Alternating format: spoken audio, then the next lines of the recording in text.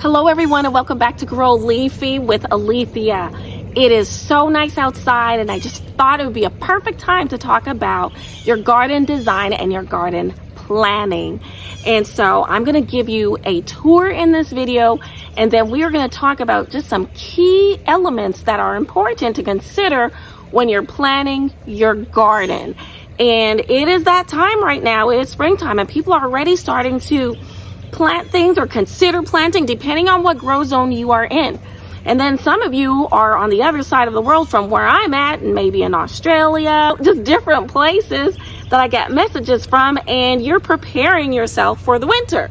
So if you're preparing yourself for the winter, check out this clip right here, and these videos in this playlist will help you to be able to prepare your beds for the winter time, the cooler season months. And if you're in my growing zone where you are starting, then this will be also helpful for you because you will be able to start planning what you need before you put your plants into your garden beds. When I am garden designing, first tip is I write it out. I draft up a sketch. I am not an artist. I am not an engineer. I am just a mama who loves to garden, and I'm a social worker, a counselor. I'm just the girl next door that loves to garden. And so, but I still sketch out some kind of plan because you need to know where you're putting things, especially I'm planting a lot of different things. Here's a picture of all the different things that I'm planning on planting. Some kind of change, but for the most part, that's what I'm planting. Look here, for instance, this is garden bed number 2. You're going to see that in the video, but I want to plant peanuts and turnips and turnips and carrots. So I have all of the garden beds all sketched out and laid out. As you can see, the design is the exact same. I've been working on this for the past couple of years, and I had a vision of how I wanted it to look. And so it's really nice to see it come to fruition. Many of you are planting in pots and in containers, and that is because maybe you just enjoy it, or it's just easier just to maintain. It's easier to move around, especially if the seasons are changing and moving the pots indoors and outdoors. And then some people do it because they're growing on patios and balconies and different things like that, and they don't have that much yard space. I have a lot of yard space, so I'm able to plant in pots, raise beds, and even in ground if I want to. So in these pots is where I started out with planting a lot of my cold crops and my brassicas. So I've got white cabbage, purple cabbage, kohlrabi, red cabbage, some cilantro, some chives, and even mint. And I started these just a couple of weeks ago because it's cool and they are cool loving crops. But the thing is that some of them, if you notice over here, it's already flowering, and that is because this white cabbage, it is a cool crop. But here in my zone, I'm in zone 7A here in Kentucky, and our weather goes from cold to hot drastically throughout the weeks. One day we might have 75, 80. The next day we might have 60, 40. Yesterday we had 37 is where the weather went down to, and then right now it is 65. And so that's been very difficult on the cold loving plants. And so just be aware of that when you are planting and designing your garden, just to be able to be flexible with the weather. Having containers, they're also on wheels down here so that I can move it back in and out of the garage from indoors to outdoor if I want to. Over here is where I'm going to be starting my flower bed. There are a ton of weeds. I did not put a weed barrier down. So as you're designing, you got to think about things like that. How are you going to control the weeds? Are you going to use a weed barrier? Are you going to use cardboard? Are you just going to thin it out and hope and pray for the best that you won't have any weeds? But I was hoping for the best and I got weeds.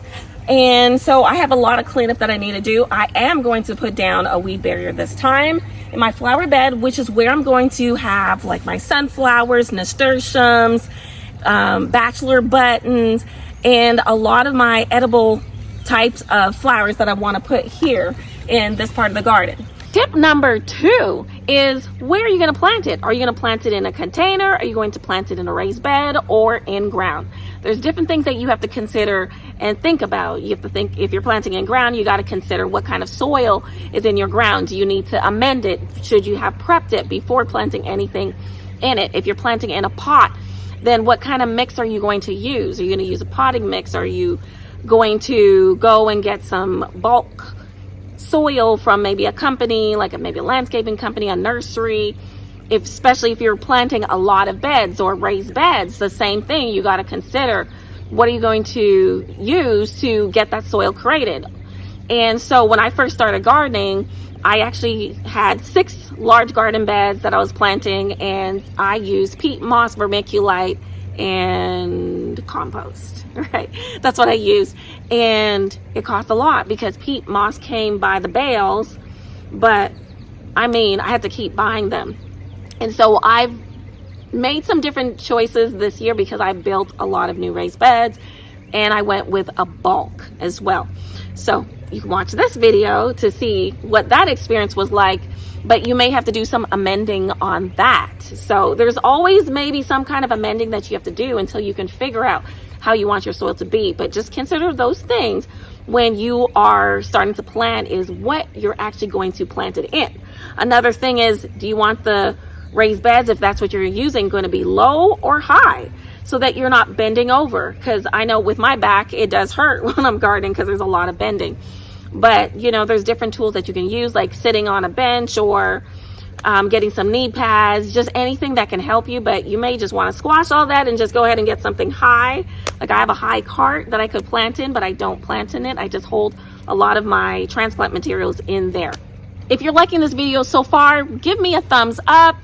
Join this channel, subscribe, like it, follow it, whatever it is on the page that you're looking at. But if you're enjoying it, just let me know. I appreciate that.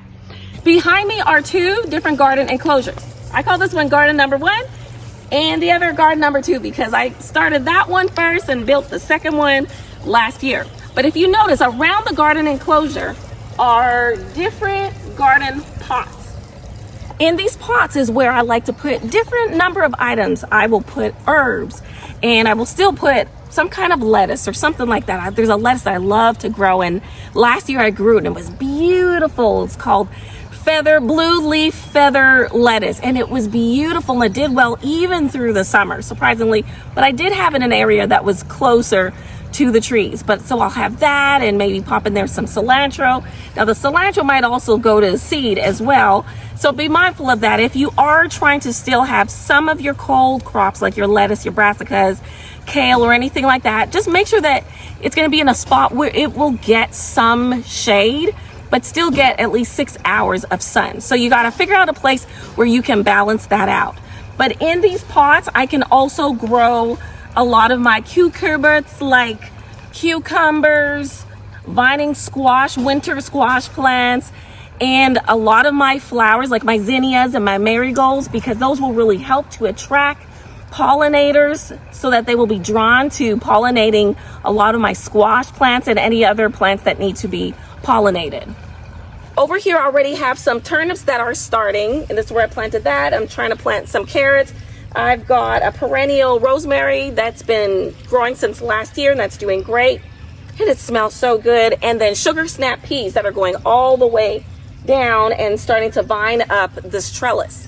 What I'm going to be doing with the trellis is a little bit interesting, because I like to plant different things together in the same beds so that they're sharing the same space, but yet they're not competing with each other. So for example, I'm getting started with beets on the left-hand side, on my left-hand side over here. I'm getting started with beets. They're starting to sprout already. And then in front of it's where I'm going to start tomatoes, a lot of different tomatoes. And then they will be vining up. So that's a shared space. I will probably put in some kind of either herb or some kind of flower that will also help to encourage the pollinators to be in the garden. But it was something small that won't take up too much space. I have more peas, sugar snap peas that are growing. And then my onions. Oh, you gotta come and take a look at this. There are a lot of onions, and they are growing really well, and they are growing together pretty much with the sugar snap peas. But these onions are long day onions, and it's actually a mixture of onions, and so it will be a quite surprise to see what actually grows out of it. Tip number 3, you want to really consider what it is that you're planting and when, and how much space it's going to take. If you're going to plant a large item that vines and that, it roots and spreads, you want to make sure that your container, whatever it is that you're planting in, has enough space for it to stretch so that it can grow to full maturity, or it's not going to. You also want to be mindful. You don't want to plant your tomatoes at a time when the weather is going to be 45 degrees. It's going to be too cold and it's going to kill the plant. Another thing is you don't want to plant your cold crops when it's like 85 and it's super hot, and you didn't put it in a location where it's going to get some shade to help cool it down. And so you want to be mindful of that. You want to look at the back of the seed packet, which will tell you how large the plant's going to get and how long it will take to grow. If you're going to plant potatoes, or if you're going to plant something that takes 100 days, you need to make sure that you can plant it and have enough time for it to grow. And so you need to consider what you're planting, when you're planting it, how much space it's going to take, how large it's going to, and tall it's going to grow. And just all of that goodness is really important when you're considering planting, and considering that in the design and location of where you put these things when you're starting to design your garden. In this garden enclosure, I'm going to have quite a bit of my vining winter squash. So they will vine up here, and then I will have a couple of pepper plants growing around it. And then also in this whole area, I will have bush beans, garbanzo beans, summer squash. And the good thing about having them at least near each other is that when the pollinators come, they will hop from plant to plant and pollinate them. And then I will also have eggplants and peppers right back growing in these raised beds over here. So if you notice, as we're walking around, you'll see that I've got pots where I'm planting. I've got raised beds. I've got vining plants that are going up and down the cattle panel trellises. These are just different ways that you can plant your crops together in your garden. In this area is where I want to focus on my fruit trees. So I've already started with my pawpaw trees, and if you want to see a video of that, go ahead and click this link, because me, my daughter, and my husband, we tried it for the first time in the fall, and it was so good. It's like the passion fruit of North America. And so I'm going to be growing those pawpaw trees, and it actually grows in my area. So I'm really excited about that. And the plants, the trees actually, they are starting to bud and showing leaves. So I'm really excited. So the way I planted it, it actually worked. In this area, I would like to plant some more fruit trees. I'm not exactly sure yet what I'm going to plant. I do have somewhat of an idea. I had this tarp down on it throughout the winter months just to slow down the production of the weeds. Some weeds have still found their way through because there's little holes, and so they're poking their way through. But this area here will still get a lot of sun. And so that's another thing when you're planting your garden, you want to consider just the location of where you're putting your things, so that the trees are not blocking it out, and where the sun is rising, which it rises on the east and it sunsets on the west. You want to consider all of that. Tip number 4, soil health. Soil health is everything. You can have a great plant, and if your soil is horrible, your plant might be stressed and might suffer. And so soil health is really important. No matter what your soil is, things still do grow. In all of our zones, I have clay soil, but things still grow in the clay soil, and we're not doing anything. The grass keeps coming back, the weeds keep coming back, the trees keep coming back, and even other things, perennials keep coming back. But you may have to do some amendment with some of your things that you have, that you're growing. Some plants like more acidic, and so you may have to amend the soil. But soil health is important. Adding compost and natural organic materials into your soil is really important to add that in, so that it can get more nutrients. The microorganisms will feed on it, and it will help to feed the roots of your plant. And then also it will help with the soil structure and diversifying your soil and helping it to be healthy. You want to ultimately have healthy soil. It doesn't happen overnight. It takes time. It takes years to develop it, but keep paying attention and feeding that soil and taking care of the soil, amending it, and you will have healthy plants. You will probably have less disease, you'll have less issues, but really do a good job of focusing on your soil health so that you can have healthy plants. In these 2 raised beds, I will be planting the sweet potatoes that I have started those slips inside actually just maybe 7 weeks ago, and they are really ready to be transplanted, but I cannot do that now because we still get some frost days periodically. Tip number 5 is protecting your plants. If you're going to have a frost, you may need to cover it up. Get it covered up because you don't want your plants to die. Even your young seedlings that are frost and cold hardy can even suffer in the extreme temperatures, especially if they have not really rooted into the soil yet. They're still young and they still have not really acclimated to the weather. You may have to protect them with some kind of cover or blanket, just something to protect them, or bring them inside until the frost has passed. The soil as well, you have to protect it. You may need to cover it with mulch. You can use mulch and hemp mulch and wood chips and clippings, and people even use pine fines and straw. There's all kinds of things. People use burlap, a lot of different things that you can use to cover it. But you want to make sure that your soil is protected so that the nutrition is not leaving, it's not drying out, it's not deterring and pushing away the microorganisms because the soil's not taken care of. They'll move to a different place. They'll move further down. But you want to make sure that you're protecting that top layer because that is where you're putting your seeds and your seedlings, and they need to go into something that has been taken care of. So make sure you're protecting your soil and your plants from the elements and the climate.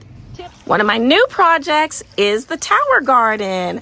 I am so excited about this and excited to see what comes out of it. So as you can see, I do have a lot of brassicas in there.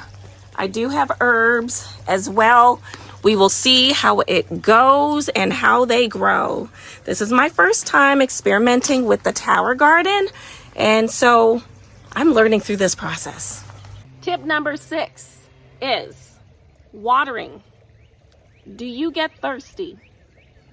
Do you think we could live without water? Did you know that the larger percent of our body is made up of water? So plants are too. They need water. They need to drink and have their nutrition. And they need to be flourished and receive their nutrition. And so you have to water your plants. And so you want to make sure that you have either access to water, or some of you may be starting some rain barrels and collecting your own water. Maybe you have a water source on your property, or maybe a garden hose, just something. You want to make sure that you are watering your plants. And if your plants are protected with a layer of something on top of it, like mulch, what we were talking about, then you will not have to water as often. But if it's exposed, it's going to dry out very quickly. And so watering is very important. You may not want to have your garden too far away from the water source because that might limit you from taking care and watering it frequently. You may want to have your garden closer to where you actually live so that you can actually see it, out of sight, out of mind, not a good thing. You may want to see it so that oh, it looks a little dry. Oh, so you can catch up on different things and watering it. But make sure that you're watering the soil. All of these things are very important if you are designing a garden and considering these tips and strategies as you are planning the outline of your garden. Trust me, it will help you in the long run of things. I hope this video was helpful and that there are some tips that you were able to take away in garden planning, garden designing. Just remember just to follow this page if you are enjoying it, this channel and the different videos.